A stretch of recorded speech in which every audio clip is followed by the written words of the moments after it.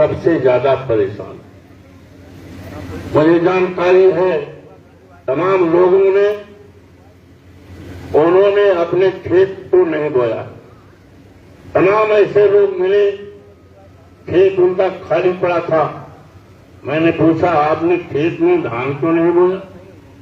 उन्होंने कहा, क्या करें, रखवाली नहीं हो पाती। और ये मेरा 25 बीघा खेत था।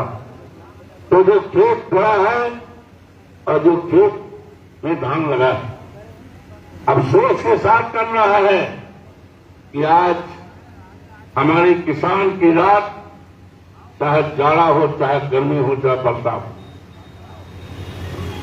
हो, उसकी रात बाल बच्चों के साथ नहीं बीत रही है, उसकी रात बीत रही है सांडों को रुकाने के लिए खेतों में। चाहे जाड़ा हो, चाहे गर्मी हो और चाहे बरसात। ये बड़ी समस्या है। यो तो इस समस्या को लेकर मैंने लगातार तहसील में, ब्लॉक में, मुख्यालय पर धरना दिया था। और इस प्रदेश के महामहिम राज्यपाल जी को, इस प्रदेश के और इस देश के महामहिम राष्ट्रपति जी को ज्ञापन भी दिया था, लेकिन ये सब बेअसर रहा। और विधानसभा में भी जब आपने मुझे चुनाव जिताकर भेजा तो विधानसभा में भी मैंने उठाया। यहां तक कि जब विधानसभा की बैठक होती है जिसमें विधायक और एमएलसी और महामहिम राज्यपाल संबोधित करते हैं, उस समय समाजवादी पार्टी की 50 विधायकों ने ये साण जो है वो साण की तख्ती दिखाया। इस पर मोदी मुख्यमंत्री जी ने कहा कि अवधेश प्रसाद जी पता नहीं साण कहां सुनाए हैं। मैंने कहा, माननीय साण कहीं बाहर के नहीं हैं, ये साण आपके राज्य के हैं। ये साण फसल भी चलते हैं और लोगों का खून पीते हैं। और आपके राज्य में कम से कम 5,000 किसानों को साणों ने जान ले ली है। हमारे विधानसभा क्षेत्र मिल्कीपुर में 52 लोगों को मारा है। उनका नाम, उनकी जात, उनकी तारीख, उनकी उम्र मैं आपको दे रहा हूं और मांग कर रहा हूं कि जो 5,000 के किसान साणों ने मारा है, उनके रोते बिलखते परिवार को कम से कम 10-10 लाख रुपए देने का काम करें। और ये भी आज घोषणा करिए, इस प्रदेश के किसानों की साणों से बचाने के लिए खेती, आवारा जानवरों से किसानों की खेती बचाने के लिए आपके उपाय क्या है, आपकी योजना क्या है? माननीय मुख्यमंत्री योगी साहब जवाब नहीं दे पाए। और उनके एक मंत्री हैं पशुपालन की, खड़े हो कहा, बाबा जोगीनाथ जी ने बहुत अच्छा इंतजाम कर दिया है।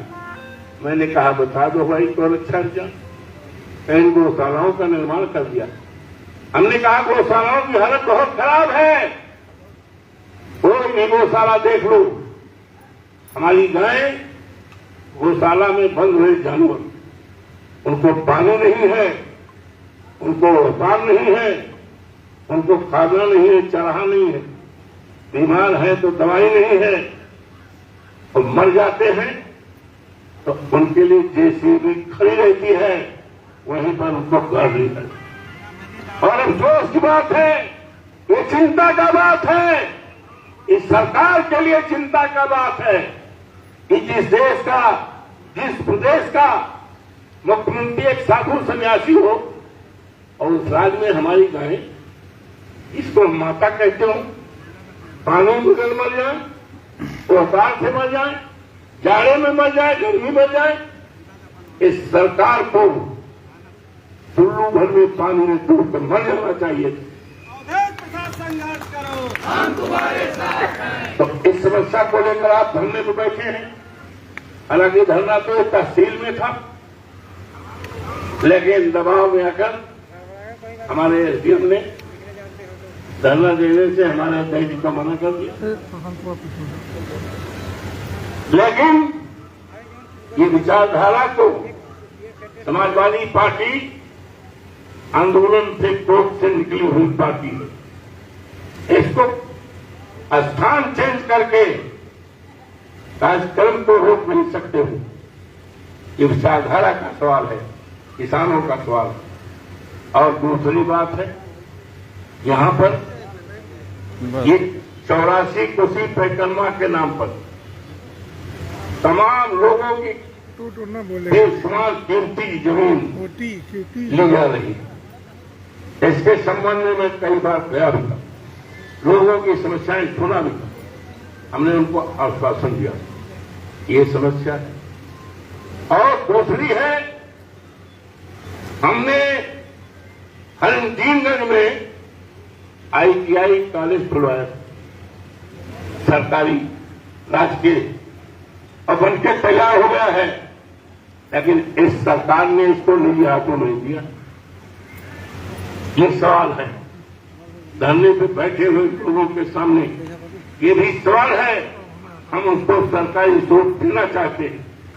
और इसी तरह से परसों में राजकीय डिग्री कॉलेज, बालिका महाविद्यालय मंजूर करा, बिल्डिंग बन के तैयार है, लेकिन मौजूदा सरकार ने इसके स्वरूप को बदल दिया है। राजकीय महिला महाविद्यालय के स्वरूप को बदल दिया है और बदल के कर दिया है कि इसका प्रबंधन अवध विश्वविद्यालय करेगा। और विश्वविद्यालय के डीसी साहब के पास समय नहीं है अपना यूनिवर्सिटी देखने का। हमारे गांव गिराव में किताई आ गई जनता, फिर चालू कराए। आपका पिछला में 100 सैया का अस्पताल है, 2 करोड़ की मशीन है, अल्ट्रासाउंड जंग लग रहा है, कोई डॉक्टर नहीं है, टेक्नीशियन नहीं है। इसी तरह खलिया का ये 5 साल तक बंद रहा, उसमें साल रहते थे। जब सरकार हमारी चली गई, हम विधायक हार गए तो पड़ा रहा। जब आपने फिर जिताया तो विधानसभा में आवाज उठा करके खलिया अस्पताल को फिर चालू करा। तो ये तमाम मांगे हैं। ये सवाल इस देश के किसान का है, ये देश किसानों का देश है। और जब तक किसान खुशहाल नहीं होगा तब तक देश खुशहाल नहीं हो सकता है। इसको हम लोकसभा में भी इस समस्या को उठाएंगे। हालांकि अप्रैल के महीने में माननीय प्रधानमंत्री जी ने भी संज्ञान लिया था, किसानों का संज्ञान लिया था और उन्होंने कहा था किसानों की बहुत बड़ी समस्या है, समस्या का इलाज होना चाहिए। लेकिन पता नहीं प्रधानमंत्री की बात झूठी हो गई। यहां साल नहीं बैठे, ये हमारे एक जने बैठे, खड़े हो जरा।